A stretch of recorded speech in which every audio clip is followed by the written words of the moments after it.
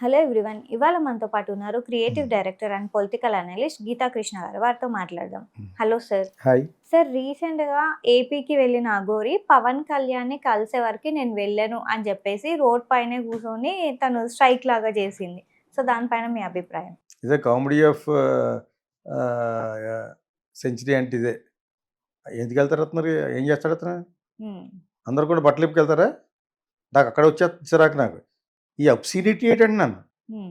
అది స్వామీజీ కానీ ఎక్కడ కానీ కాశీ అంటే దాని పక్కన ఏడుస్తారు కాబట్టి సరిపోయింది.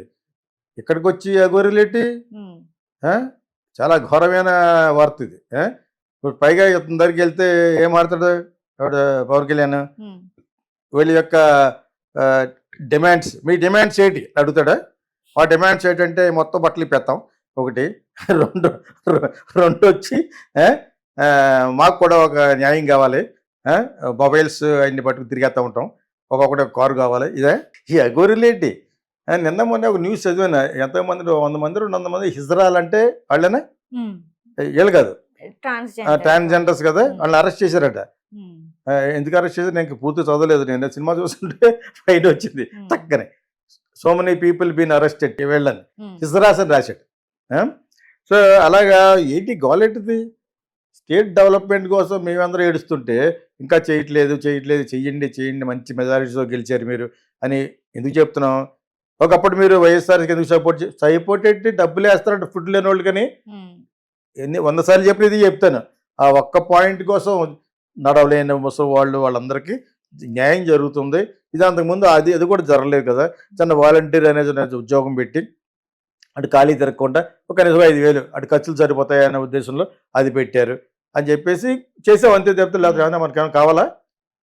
అటు ఎవడన్నా చెత్త నా కొడుకు అటు శానా గేనా పెట్టుకుని ఆ రోజుల్లో ఈయన పేటీఎం అని పేటీఎం అంటే నాకు డబ్బులు ఇచ్చేయడానికి అంత లేవులే మీకు కొడతానమాట అన్నాడు. అటు కంపు కొట్టు ఎదవాడు. నాకు పెట్టి ఇప్పటి వరకు జీవితంలో అఫీషియల్గా పబ్లిసిటీ చేస్తే డబ్బులు తీసుకుంటాం. That's all. It's like advertising. అర్థమైందా? అంతే తప్పితే ఎవరికో ఇంకొకటి. ఈ గవర్నమెంట్ కూడా ముందు మ్యాక్సిమం సపోర్ట్ ఎందుకు చేస్తున్నాం అంటే చెయ్యాలి, చేయనివ్వాలి.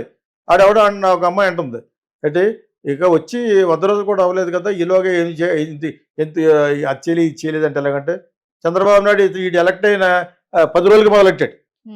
ఇక్కడ ఎవరో Congress chief minister Revanth Reddy elect అయిన 15 రోజులకే ఆయన మొదలెట్టాడు. వాళ్ళు చేసిన తప్పులు మర్చిపోతారని ఇది అరుస్తున్నారు. ఇతను చేసి అన్నీ బాగానే ఉన్నాయి. కాకపోతే ఇక్కడి నుంచి డబ్బులు వెళ్తున్నాయన్న దాంట్లో మటుకు నాకు అనుమానం ఉంది. కాంగ్రెస్కి ఆ సంప్రదాయం ఉంది. వాళ్ళకి డబ్బులు ఖర్చు పెట్టేదంతా మనమే, చెరువు రాష్ట్రాలే. అది ఎంతవరకు నిజమని అందరూ నిజం ఉండే ఉంటుందని నా అనుమానం. రేవంత్ రెడ్డికి ఏం చేయలేడు. ఏం చేస్తాడు? సీఎం ఇచ్చారు, అలాగా ఒక 400 కోట్లు పంపించమంటారు. అక్కడికి వచ్చిన రాహుల్ గాంధీ వాళ్ళను. ఈ అలవాటు లేదా పోనీ వైఎస్ రాజశేఖర రెడ్డి అలవాటు చేసాడు ఇది బాగా. అతను అలవాటు చేసాడంటే డిమాండ్ ఎలాగంటే నేను చేసే దాంట్లో కల్పించుకోవద్దు, ఒక హైకమాండ్గా వచ్చి నన్ను పొగడండి అంతే, మీకు ఎంత కావాలి అంత ఇస్తానని కూడా అది చేసి చూపించాడు. అతను కొంచెం వేరే దమ్మున్న సీఎం కాబట్టి. అర్థమైందా? సో అది తర్వాత జగన్ కూడా పరిపాటి చేస్తున్నట్టు చేశాడు కూడా మొన్నటి వరకు. ఎవరు చేశాడో మీరే ఊహించుకోండి. ఇప్పుడు ఇవన్నీ వీళ్ళకి తెలుసు. రేవంత్ రెడ్డి కూడా చేయాలి. అది చాలా పెద్ద డిటెక్టివ్లా కనిపెట్టేసినట్టు కేటీఆర్ చెప్తున్నాడు. మరి నువ్వు చేసిన తప్పులు, మీ ఫాదర్ చేసిన తప్పులు, మీ చెల్లి చేసిన తప్పులు, మీరందరూ చట్టాలు మీ యొక్క ప్రాపర్టీస్ తీస్తే తెలిసిపోద్ది అసలు ఒక్కొక్కరికి ఎన్ని ఉన్నాయో అన్నీ తెలుస్తాయి. Everything I know. సో ప్రజలకి ఉపయోగపడేటికి వీళ్ళు ఎవరు చేయరు. రేవంత్ రెడ్డి కనీసం ఇతను ఆడ్ మ్యాన్ అవుట్ అంటే దేశం అంతా బీజేపీ ఉందనుకోండి చాలా వరకును. ఇటు సైడ్ అంతా వచ్చిన వాళ్ళు ఎవరు కర్ణాటక తర్వాత ఆ కాంగ్రెస్ని మళ్ళీ రీస్టోర్ చేసింది ఎవరు? ఇతనే. యాక్చువల్గా is one of the very wanted CM కింద లెక్క రేవంత్ రెడ్డి. మరి అంత మాత్రం డబ్బులు వదులుతారా? పంపించమంటారు. వాళ్ళ దగ్గర డబ్బులు ఉండవు. కాంగ్రెస్ హైకమాండ్ డబ్బులు అడుగుద్ది. అది కేటీఆర్ చెప్తున్నాడు యాక్చువల్గా. అదేందా ఇక్కడ రేవంత్ రెడ్డి పంపినట్టు బయటికి. అదే టెంపుల్ దగ్గరికి వెళ్ళి డేంజర్ అనే కారులో వెళ్ళింది అమ్మాయి. ఎవరు అన్నారు. అమ్మాయి వెళ్ళిపోయింది ఫుల్. ఇప్పుడు ఎక్కడ ఈ అఘోరీలు ఎక్కడన్నా హైవేలో ఆగి ఒక్కసారి 10 మంది దిగి హైవే హోటల్లో ఆడ అదిరిపోతుంది. పంజాబీ డాబా ఉంటుంది కదా, నాకు వాళ్ళని చూస్తే కామెడీ ఎందుకు గుర్తొస్తుందంటే బట్టలు వేసుకోండిరా, బట్టలు వేసుకోకుండా ఈ ఘోరమైన సీన్ మనకెందుకని.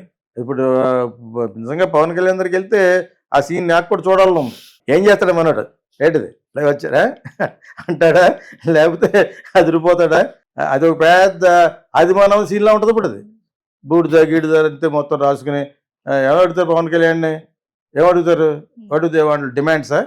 ఒక్కొక్కరికి సెల్ ఫోన్ కావాలి, అది కూడా ఐఫైన్ అయి ఉండాలి. ఆ టైప్లో ఇది యాక్చువల్లీ ఫనీ క్వశ్చన్. మరి వాట్ ఈజ్ ద డిమాండ్ అంటే నేను మాట్లాడగలను.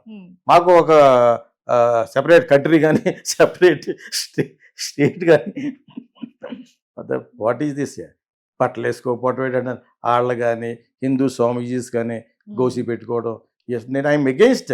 ఒక డెకోరం లేదా ఒక సంఘంలోనూ ఈ పెరుగుతున్న ఈ ప్రపంచంలో, అభివృద్ధి చెందుతున్న ఈ ప్రపంచంలో బట్టలు లేకుండా తిరగటువంటి మన తిరగ ఒక అమ్మాయి వాళ్ళ యొక్క వాళ్ళ దాన్ని ఏమంటారు హిజాబా, దాన్ని అగెయినెస్ట్గా ఒక అమ్మాయి నడిచింది అక్కడ ఇరాన్లో. అంతేనా?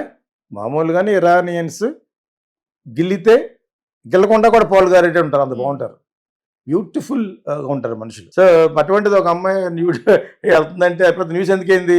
She was protesting. మాకు ఇష్టం లేకపోతే మేము వేసుకోం, why are you forcing us to wear this burqas అని ఏదో అని ఉంటారు. బికాజ్ ఇప్పుడున్న లేటెస్ట్ కాలేజ్ పీపుల్ అందరూ వాళ్ళ మీద రీల్స్ కొన్ని ఉంటాయి, జస్ట్ బ్యూటిఫుల్ అంతే, వాళ్ళు అంత బాగుంటారు. ఓకేనా? సో వీళ్ళు ఈ అబ్సీనిటీ నుంచి పట్టుకు ముందు ఒకవేళ పవన్ కళ్యాణ్ నాకు సజెషన్ ఏంటంటే, నేను అడగడానికి ఏమైనా డిమాండ్లు వస్తే, యువర్ ఉప ముఖ్యమంత్రి plus your important man, important dignitary in the political scenario కాబట్టి ఇన్ ఏపీ,